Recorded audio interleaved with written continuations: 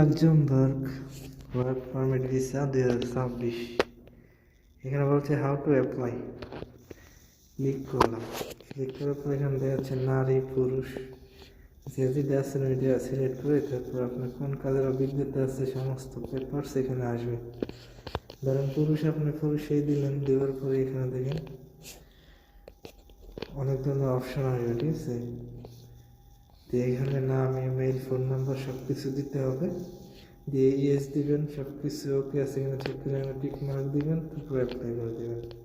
তারপর আপনাকে মেইল, যে ইমেইলটা দিবেন এখানে ওই ইমেইলের ভিতরে আপনাকে কিছু তথ্য পাঠাবে, আর এটাই হচ্ছে জালিয়াতি, ঠিক আছে। এইগুলো থেকে অবশ্যই বিরত থাকবেন, কারণ লাক্সেমবার্গ বিষয় এভাবে হয় না, অনেক ভালো উন্নত দেশ, তার কারণে অনেক কঠিন, এম্বাসি ছাড়া আইএলও ভিসা দেয় না।